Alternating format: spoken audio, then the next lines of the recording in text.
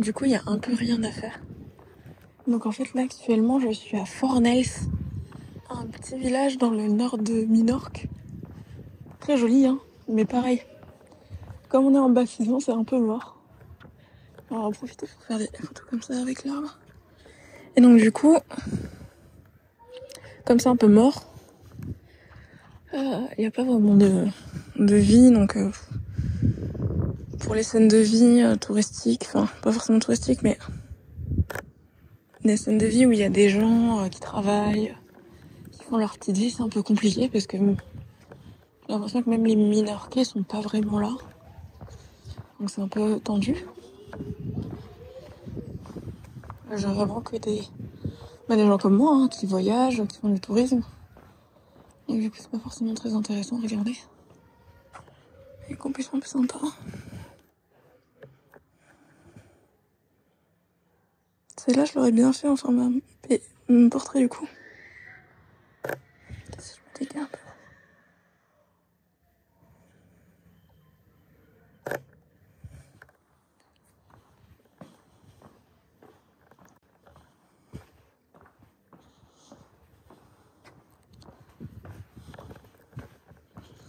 C'est une étude 105 qui est vraiment bien.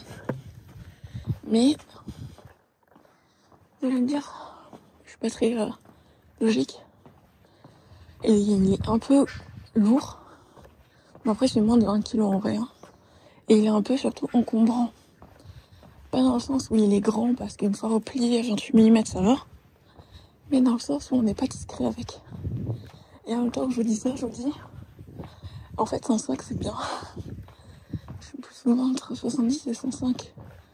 Donc, ce qui me correspondrait, ce serait un 70-200. Mais pareil. 70-200, c'est absolument pas discret. C'est... Alors, on va prendre une photo de ce petit portail. Il y en a partout dans les randonnées. On va essayer de faire un petit close-up, si possible.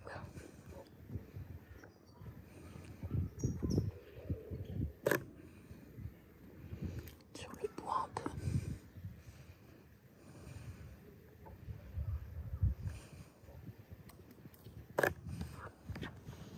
Après, ce qui est très très bien sur ce signe-là, c'est vraiment la capacité à se rapprocher et à faire du close-up justement. Ça vraiment c'est bien. Alors croyez-moi, j'adore le côté 105 mm. Vraiment, si je pouvais shooter que comme ça, je le ferais avec grand plaisir. Vraiment, c'est... Et en même temps, avoir 35, c'est bien aussi. Avoir du... Donc là, je suis un peu en contre-jour. Enfin, je suis même vachement en contre-jour. Je passe à 35 justement. Donc du coup, on verra sur cette partie-là si le boîtier présente des aberrations chromatiques, des franges, ce genre de choses. On passe à 66.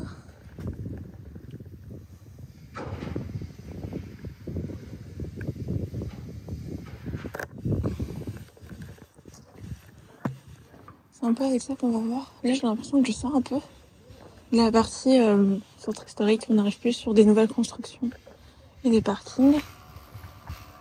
Tu vas voir si je peux... Non, c'est ça chez quelqu'un. Alors, attendez, il y a peut-être une dernière image à faire un peu sympa.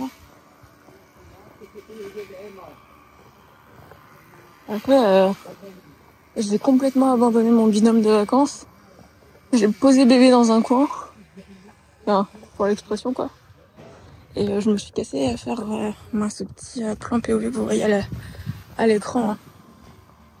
Vraiment, c'est pas très gentil de ma part. Donc je vais faire, je pense, 10 minutes. Pas plus que ça. Ça, c'est sympa. Si je peux avoir...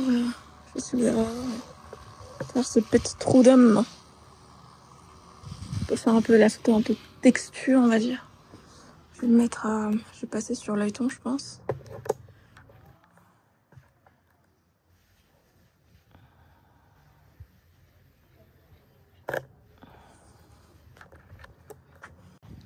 Généralement, ce 28-105, c'est une très bonne optique pour le voyage, je trouve.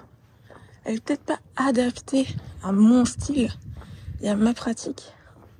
Parce que pour le coup, comme je le disais, on vous voit de loin, on vous repère en tant que touriste. Et je suis quand même quelqu'un d'assez timide. Donc, c'est un peu compliqué pour moi, mais c'est enfin, j'ose moins sortir mon boîtier. Mais le 105 est un vrai avantage à ce moment-là. Parce qu'on peut être quand même assez loin et shooter des gens pour la photo de rue. C'est vraiment une optique, je pense, qui serait très intéressante à aller tester.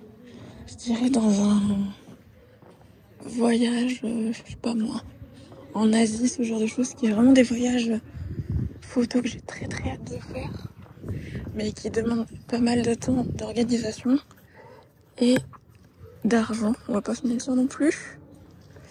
Alors je vais me mettre à F4, je pense. En fait, j'aimerais bien choper le petit gars qui a sa fenêtre. S'il veut bien revenir. Donc là, on revient un peu sur nos pas. Et en fait, il était à la fenêtre là-haut. Et donc, si jamais il était en train de fumer sa petite cigarette et de voilà, de discuter au téléphone. Donc, si jamais il repasse, moi, je veux bien le prendre en photo. Le problème, c'est qu'il faudrait que l'expose par l'intérieur. Et qu'à 105, je manque un peu. On va passer en crop mode. Vous savez quoi, on va passer en crop mode. Parce que l'avantage, c'est que sur le 7.4, j'ai pas mal de mégapixels. Donc je peux me permettre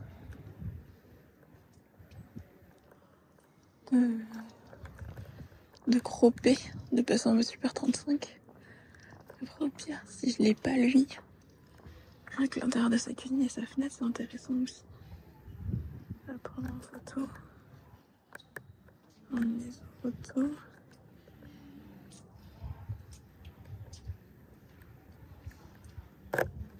Je passe à F8. Parce que là, j'arrive pas à faire mon focus.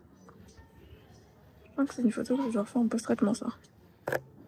Donc je dois reconstruire en post-traitement.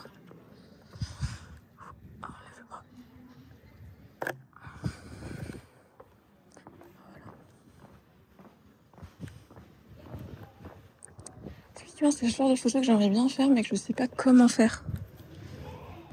Je pense qu'il faut travailler sur la photométrie, peut-être, pour dire au boîtier, tu fais ta mesure de lumière, tu la fais à ce point-là et pas ailleurs.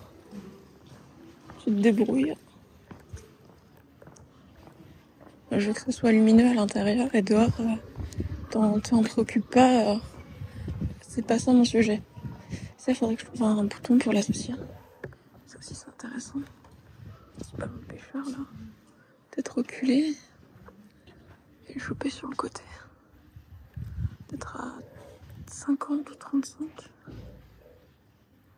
Pour avoir plus de contexte. C'est très perturbant pour moi de shooter en paysage. J'ai pas du tout l'habitude.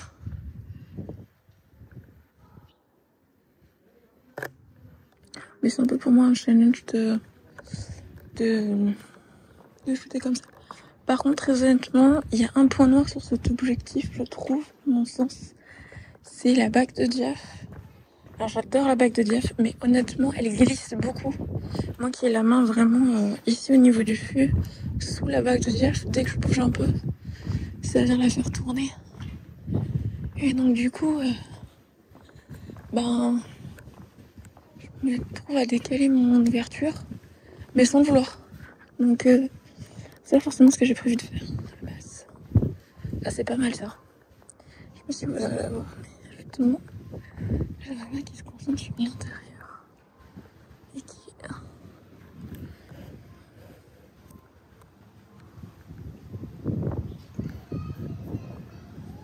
Ça fera 50.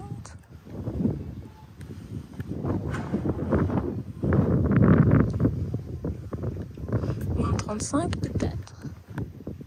On va se mettre en face. Et on va shooter comme ça. Clac, clac. 28 mm, hein. N'empêche. Ouais, je sais les lignes droites. Par contre, c'est pas facile. Et puis voilà, je pense qu'on a fait un bon petit tour. On revient là. Donc ouais, comme je le disais, la bague de diaph est vraiment très cool. Vraiment, avoir des bagues de diaph, c'est quelque chose que j'apprécie énormément sur les objectifs.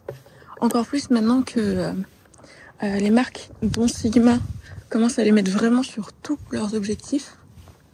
Donc ça, je suis vraiment très contente. Par contre, il faudrait une bague de diaph bloquable. Donc là, il y a quand même un bouton de lock. Mais j'ai beau le mettre, ça n'empêche pas que ça glisse. Donc peut-être un frein plus important, mais j'ai mis des coups et j'ai changé d'ouverture sans